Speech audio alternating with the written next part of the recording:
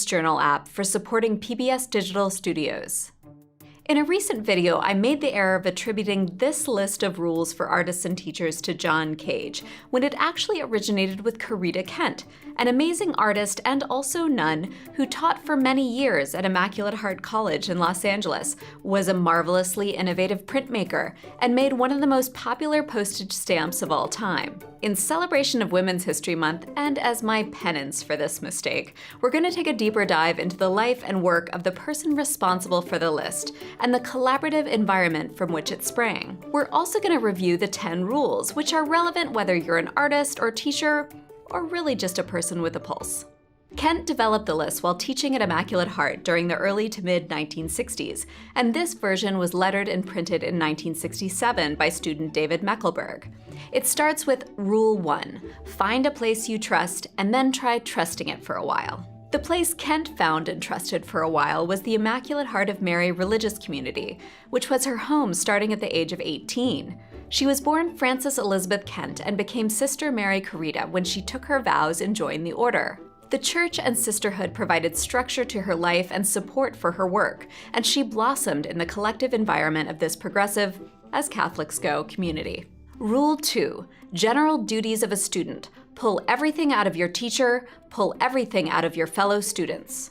Kent was an excellent student, completing a bachelor's degree from Immaculate Heart in 1941 and a master's in art history from the University of Southern California in 1951. She first learned serigraphy, or silkscreen printing, from Maria Martinez, wife of artist Alfredo Ramos Martinez, and then mostly on her own through experimentation. Kent's mentor was Sister Magdalene Mary, the head of the art department, who encouraged her to exhibit her prints, which through the 50s were densely layered and largely figurative depictions of religious subjects. Kent and Sister Mag, as she was called, traveled together to New York, Europe, and Egypt to add to the school's folk art collection. Folk art inspired her, as did abstract expressionism, the work of Ben Shahn, and her local environment in LA.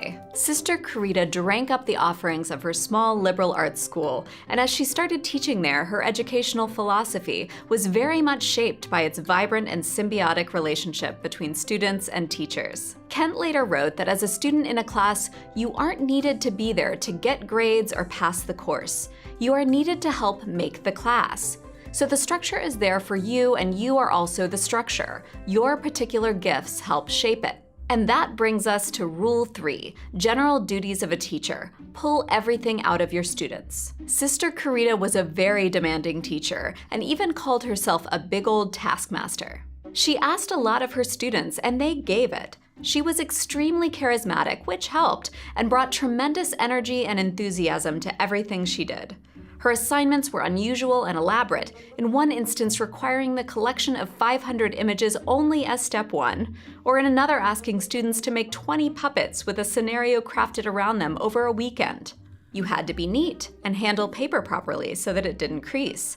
You had to respect technique and turn out a professional-looking product. And you didn't need fancy tools to do it. They often carved stamps from erasers. But if you weren't careful and sliced your finger, Sister Corita charged you 75 cents per cut. All art majors were required to be English minors, and they read the classics along with folk tales, poetry, contemporary literature, histories, and also books about art. Sister Mag asked her students to carry Jansen's History of Art with them at all times, not to read necessarily, but to glance at or maybe just absorb something by its proximity and heft. Words were very important to Kent, and she used scripture, literature, poetry, and song lyrics as a springboard for her art. By 1960, her work had become more abstract, focused more on color fields and shapes, along with written psalms. And then in the early 60s, text took over almost completely, and word became image in surprising and imaginative ways. She saw Andy Warhol's groundbreaking 1962 Soup Cans show at Ferris Gallery.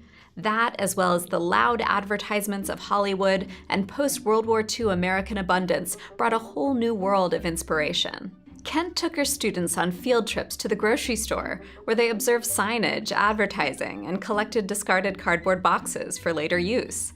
Students helped Kent create her own work for college art sales. Her art often combined corporate logos and slogans with religious texts, even referring to the Virgin Mary as the juiciest tomato of them all in a 1964 print. Kent was very much part of the wider pop art movement, whether or not it was regarded as such at the time. With the help of her students, Kent produced grand events like the Mary's Day procession that had traditionally been a staid affair, but under her leadership became a jubilant celebration and happening, an occasion to adorn the school, community, and each other with signage and art. Rule 4. Consider everything an experiment. Experimentation was at the core of Kent's work and teaching. During class outings, Kent encouraged the use of what she called a finder, which was either an empty 35mm slide or a rectangle cut out of a sturdy piece of paper. It helped to frame views and focus your attention on that one area, allowing you to look at life as forms and colors and shadows without being distracted by content. A camera lens does this pretty well too, by the way, but can of course be its own distraction.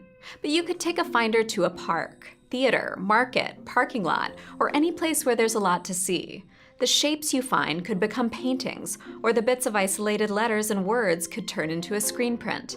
When looking through a finder, Kent noticed that words on a flat surface looked dimensional when viewed from an angle. She often captured these images through photography and then made stencils from them for her work. A trick she liked to use in the classroom was to show two unrelated films on adjacent screens simultaneously, watching them repeatedly but changing the soundtrack each time. All together, they became a new artwork every time, allowing you to find strange connections between the two. She called this kind of strategic experimentation plork, combining the concepts of play and work, the abstract and the concrete, joy and labor. For Kent, plork is the one responsible act necessary for human advancement and represents the ecstasy we feel when work and play are one. Rule 5. Be self-disciplined. This means finding someone wise or smart and choosing to follow them. To be disciplined is to follow in a good way. To be self-disciplined is to follow in a better way. Kent claims she found her real teacher after she finished school, and that was Charles Eames. Both Charles and Ray Eames, his wife, were profoundly impactful in her life, and she learned from them not just through visits and classes and phone calls, but also from absorbing the lessons of their work, which included films, buildings, furniture, and their general approach of eradicating the distinctions between art and life. The motto of the Immaculate Heart Art Department was squarely in line with this ethos. We have no art. We do everything as well as we can. Many voices smart and wise were invited to the school to speak to students and teachers. The Eameses, as well as Buckminster Fuller, Saul Bass, Alfred Hitchcock, and of course John Cage, who we'll get to in a moment, but there were many examples to follow. Kent was extremely self-disciplined and demanded the same of her students. She instructed you to follow the rules exactly unless you come up with something better. Much of her own art making took place during the 3-week break between semesters in August, a frenzy of activity that unfolded in the basement of the college or in a workshop across the street. Art didn't happen when inspiration struck, but when she found time for it.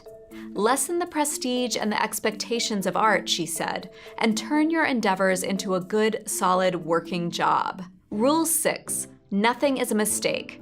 There is no win and no fail. There's only make. And the closely related Rule 7. The only rule is work. If you work, it will lead to something. It's the people who do all of the work all of the time who eventually catch on to things. And Kent did do all the work all of the time. Along with teaching, she conducted workshops, exhibited her work, traveled to give lectures, fielded press, and eventually ran the art department. She was an insomniac and made work whenever she could, creating large, unnumbered editions of her prints to align with her mission of reaching the widest range of people and keeping the price low. Kent made greeting cards, posters, murals, and billboards, and all of it came not just from her alone, but out of a truly collaborative environment. She was often the face of the art department and signed the prints, but many helped her and inspired her and can be given credit for her renown. Rule 8. Don't try to create and analyze at the same time. They're different processes. In Kent's understanding, to analyze is to take apart, to create is to put together. And this is why they shouldn't happen simultaneously. In her book Learning by Heart, written with Jan Stewart, Kent offers some guidelines for brainstorming, which I think are worth revisiting even if you think you know what it means. The rules are: record all ideas as they emerge. Suspend all critical judgment until the end of the session. Idea production is 10 times greater when imagination isn't restricted by judicial attitudes. Quantity is important. The more ideas, the greater the likelihood of success. Set a goal of how many ideas you want to come up with. Make the number so large that you will have to stretch to achieve your goal. Use and build on the ideas of others. This is often a group activity, of course, but you can brainstorm alone, with the foremost goal of accepting all ideas and not censoring yourself. Kent emphasizes that letting yourself go free, playing around until something comes, is often very hard work. That's Plork for ya. Rule 9. Be happy whenever you can manage it. Enjoy yourself. It's lighter than you think. Kent's work was and is joyous. Using bright colors and embracing all things new, she brought an incredible lightness to subject matter often considered serious, somber even, and fixed firmly in the past. She brought her religious ideals into the present and emphasized the importance of celebration. This didn't preclude critique, however, and Kent demonstrated her commitment to social justice by making work about racism and poverty, and in protest to the brutalities of the Vietnam War. Very much a controversial figure within the church, she and the free-thinking Sisters of Immaculate Heart were censured and restrained by their extremely conservative archbishop. Kent left the order and sought dispensation from her vows in 1968, after taking a sabbatical to Cape Cod and really enjoying the break. She said, "I taught for about 32 years, and then I really felt that I had finished with that. I was very happy to drop it." It was a brave act for someone who had been part of that community since she was 18, and she moved on to Boston, where she sought and found happiness and the freedom to work independently. Rule 10. We're breaking all the rules, even our own rules. And how do we do that? By leaving plenty of room for X quantities.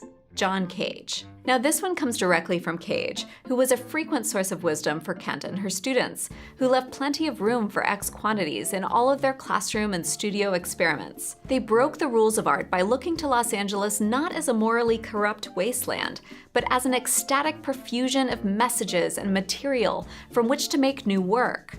They defied the expectations of what constituted religious service, of what a nun should be. Cage didn't originate the list, but he is largely responsible for popularizing it. Cage's partner and choreographer Merce Cunningham kept a copy in the studio where his company rehearsed. The list ends with some extra hints. Always be around. Come or go to everything.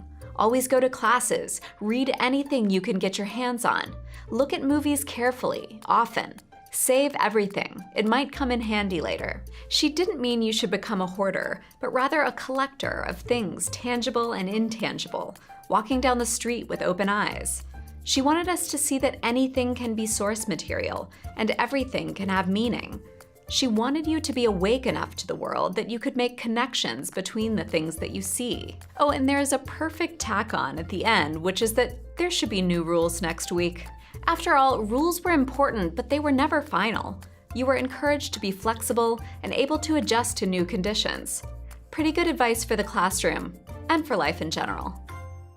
Check out Say It Loud, a new PBS Digital Studios series that celebrates Black history,